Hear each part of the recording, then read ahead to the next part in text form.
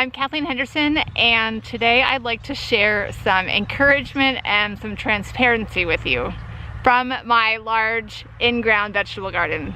So the other day, a friend came over. It was actually in the other evening, a good friend of mine came over and actually helped me in my garden while we talked and caught up. She's that kind of friend. If you've been following or know what's been going on in my family, you know that we have been through the ringer lately. We lost my mom a few weeks ago, and anyway, this friend just said, I'd love to catch up, and I know you're probably very busy in the garden, so if you want, I can just come over and help you pull weeds. And that's exactly what we did. So a shout out to my dear friend Angela, who, and I must say, this is not the first year that she has helped me in my garden. So thanking God today for friends like that. But anyway, I was telling her, it was kind of funny, I had my big garden hat on. I always wear some kind of something over my face like this, whether it's a visor or my big gardening hat. And I was joking with her that I was feeling so overwhelmed by all of the weeds and all of the work that needed to be done in the garden.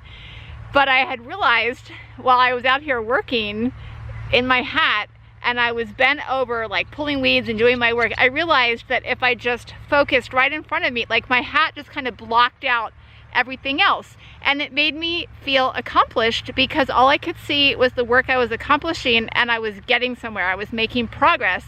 And we were laughing. She said, I think I need to wear a hat like that around my house. And we were laughing because it is kind of true across all areas of life. Like sometimes it's easy to look around at all the things that need to be done and feel overwhelmed.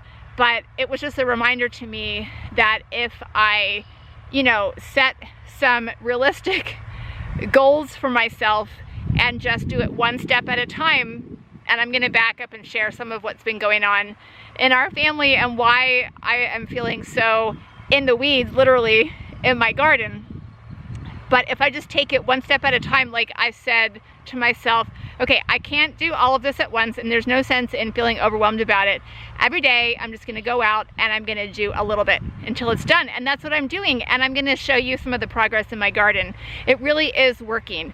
And so when I see the areas in my garden, like over here, you can see all those weeds behind me in my hugelkultur beds, I just tell myself, like, I'm gonna get to that.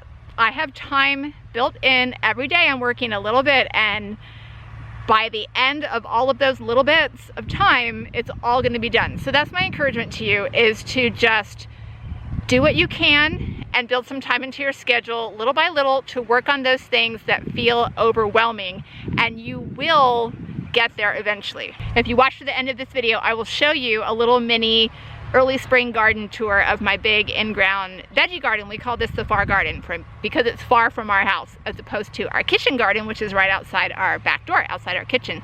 But I wanted to share, this is sort of related and sort of not to my whole April, May, spring overwhelm in the garden, is that every year April is a very busy time. And we knew this April was going to be even busier than usual because we have so many things going on the farm. I'll be sharing more about that in the days and months ahead. Our farm is receiving some major upgrades. We're installing infrastructure that we've always wanted. We have started the process of some renovations to our house, both inside and out. More about that later. We have a son who has a birthday in April, and now with my husband's job for the past few years, when he qualifies for the rewards trip, he's in sales. The annual rewards trip is in April. This is something we have no control over, and this is what I wanted to share a little bit about. The actual trip itself doesn't have a whole lot to do with my encouragement on how to face overwhelm, but I wanted to share just transparently from our personal lives on that note. On the one hand, it's amazing and such an honor to earn a trip like that. It's all expenses paid. His company takes care of everything. The destination is Hawaii. I don't know if I mentioned that. And so, of course, who wouldn't be excited about a free trip to Hawaii? Well, here's what happened last year. We went last year and we went this year. And this year was way better, and I'm gonna tell you why. Here's my real talk, my transparency. Last year, as the trip approached, I was not at all excited about it. If you've been following my whole health story, you know that I was carrying 35 extra pounds at that time. I was not happy with my body. I didn't know what was going on. By the way, I'm gonna link here to my video about my health transformation, my weight loss and my muscle gain. So there was that factor. I was not enthused about meeting and socializing with my husband's colleagues and superiors in this least best version of myself. I was not feeling great about that. I also had put off, during the whole period of weight gain, I had put off like really upgrading my wardrobe to clothes that fit me. And so I was trying to make do with the clothes from my wardrobe that had been a little on the bigger side for me before. And anyway, so all that to say, this trip to Hawaii required that I make some wardrobe purchases, and it's just, I didn't feel like doing it. I didn't want to spend money on clothes in a size that I didn't want to be. Does that resonate with you at all? So I was feeling pretty grumpy about that. I was also feeling grumpy about the time of year. As I mentioned, April, if you grow a garden or if you happen to live on a farm, April, like spring is just, it's like go time. It is intense on the farm. There's a lot happening in my gardens, seed starting, planting out, preparing garden spaces. It's just not an ideal time to be away from all of my gardening activities.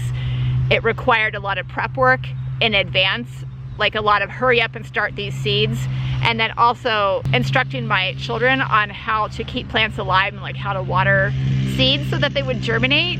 So I was feeling grumpy about that. And then also, I just felt like it was going to be a work trip. And my husband would tell you this. It's not like I'm talking behind his back. We have talked through all of this, believe me. He really downplayed the work aspect of the trip, made it seem like no big deal. Oh, it's not really a big deal. We're not really going to run into people very much. They want us to come and have a good time. Well, I didn't really believe that. And because I was feeling so grumpy about all of these factors, I didn't really get engaged with the planning. He kept asking me about like, are there other things you'd want to do while we're there? We had planned to add a few extra days on to the end of the trip so that we could have time just for us and do some exploring. But because I was completely unengaged from that planning process, we didn't really plan very much.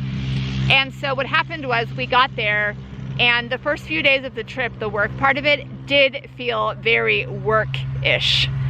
There was a lot of socialization with colleagues, and I mean, his company rents out the entire resort. It's this resort on the beach on the big island of Hawaii, which was amazing, but it's all people from his company. And so on the one hand, it feels cool to go to a place like Hawaii, but on the other hand, it didn't feel as much like a getaway as I hoped it would feel, until we got to the part where the work portion was officially over and we had added on those few days. But by the time that came around, we had already had a kind of rocky time emotionally, and none of it was ideal. And because I had been unengaged in the planning process, we had no real plans. And by that time, there were some things I realized that would be fun to do.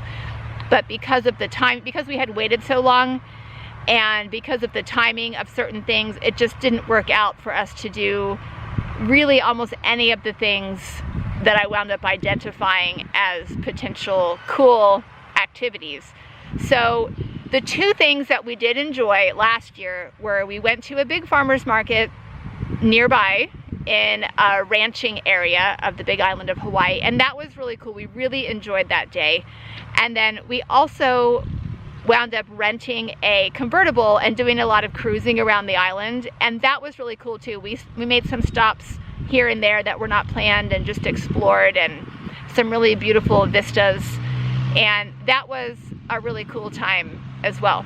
But mostly the trip last year was kind of a bust, and we acknowledged that, and we talked through it and worked through some of the things. And with the rewards trip like this, you never know for sure if you're going to make the trip until a certain point in the year, which is January.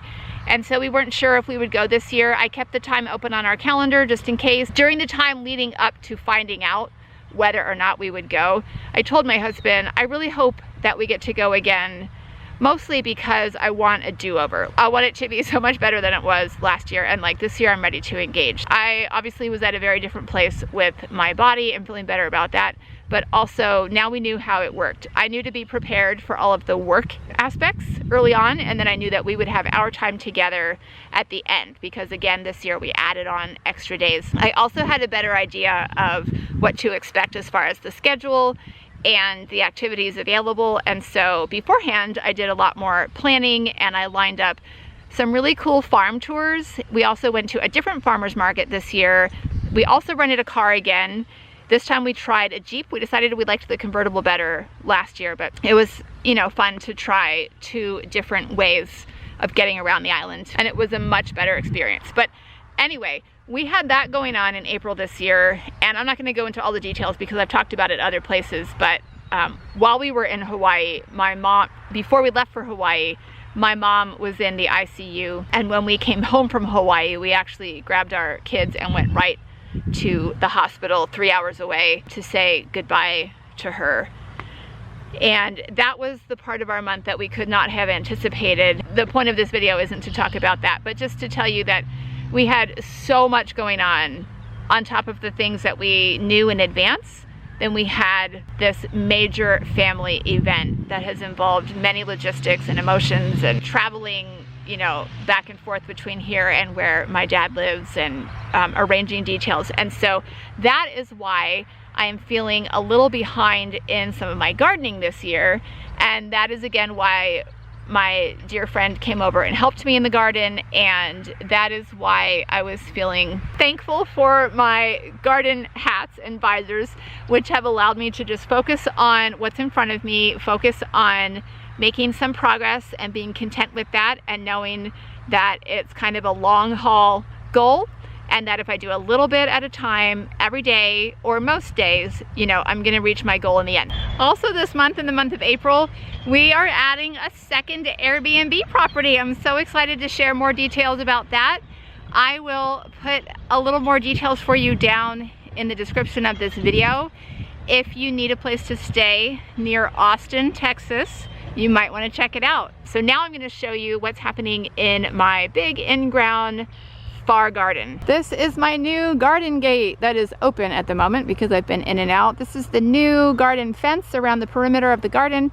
This garden is about 100 by 100 square feet. It's actually a little bit more than that, but just to give you an idea, this is the space that I just did today. I pulled out all of these weeds. This was pretty weedy here, and it was an area that was really bothering me, but I knew I had to wait because I had other more pressing tasks, and today was the day that I finally got to that. So I just sowed green bean seeds here, and I have goat muck spread on top of the green bean seeds to act as a mulch and also to build the soil over time. Over here I have some onions, just a few that were left over, and I needed a spot for them. These are my carrot seeds, my little baby carrot plants that I wasn't sure were going to germinate. I actually felt like they were a bust before we left for our Hawaii trip, but while we were gone, my oldest son was watering out here for me, and he noticed them coming up, so that felt like a big win and encouragement. This is where I grow potatoes, in the cinder block bed. So the potatoes are all planted. There's actually a potato plant way down there because every year we wind up leaving behind potatoes inadvertently. And that potato plant isn't even from last year, it's from the year before, because these two beds I rotate back and forth. This is my broccoli tunnel and this is my potato bed. And so last year I grew broccoli here and potatoes here, and then next year I'll grow potatoes here and broccoli there. So in my broccoli tunnel I also have a lot of potato plants coming up because, like I said, sometimes the potato plants just get left behind.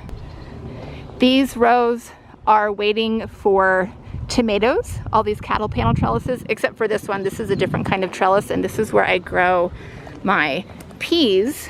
These peas are starting to climb these trellises here, and then after the peas are finished, because peas are an early spring crop, my cucumbers will go in this row. And then, like I said, these cattle panel trellises are waiting for tomatoes, which will be planted out very soon. These are onions, which I planted weeks and weeks ago, and this mulch is grass clippings that my youngest son raked for me from our neighbor's yard. Our neighbor lets his grass get really high and then has it mowed by a lawn service, and he allows us to rake it up with our grass rake. And it's really helpful, especially in spring when I need a lot of mulch all at once.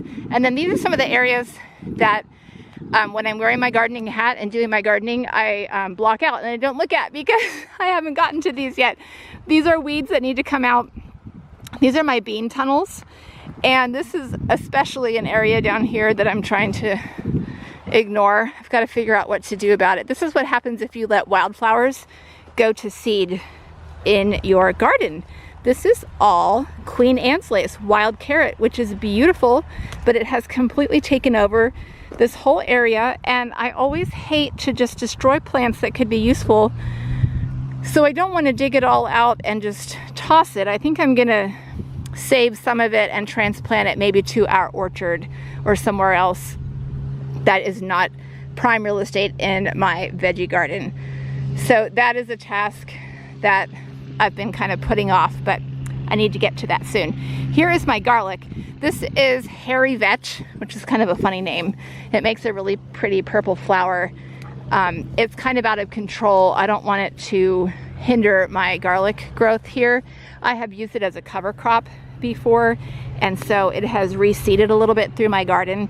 I don't mind it too much because it's not hard to pull out when I'm ready to pull it out. And like I said, it does make a pretty flower. So I usually let some of it grow until I can't bear it anymore, or until it just gets so out of control, and then I pull it and feed it to livestock like our pigs. So that will be coming out soon. This whole area I'm just putting on hold for a while. This is my perennial bed. You can see my asparagus there, and on the bottom is strawberries mostly. I also have some chard, or are those beets? I can't remember, and some blueberries. And my strawberries are clearly trying to take over the world, and they honestly feel a little overwhelming to me right now. So I have put that on hold. I'm not sure when I'll get to that. This is a totally new area of the garden that we're not doing anything with this year except covering it with really thick wood chips. There's already some grass trying to come back in some spots, so we need to add more wood chips, which we actually are planning to do this coming weekend. And then another big job will be to remove the weeds from these hugel beds. A lot of the weeds are actually cover crops that have been sown in previous years. And I think this year I'm going to try to remove those from the root. Oh, look, I have squash plants coming up. I wonder if those will be true to their parent plants. I had squash planted here last year. I wonder if I can use those squash plants. So many weeds. These weeds will all come out, and then I will begin using these hugel beds to plant more and more of our warm season crop. Here is the purple flower of the hairy vetch plant that I mentioned. Isn't that so pretty? So that's my encouragement for you today, is that some parts of my garden look amazing. I've been working hard on them, and other parts are just waiting in the wings until I can get to them. And that's just how it is. It can't all be amazing all at the same time. And if you find yourself in a similar situation, know that you are not alone. And I recommend getting yourself a good visor or garden hat that you can wear to focus in on what you need to do and block out everything else until you can get to it. If you like this video, please click the thumbs up below. Make sure to subscribe to my Roots and Boots YouTube channel for more homesteading, homeschooling, home-based content here on YouTube.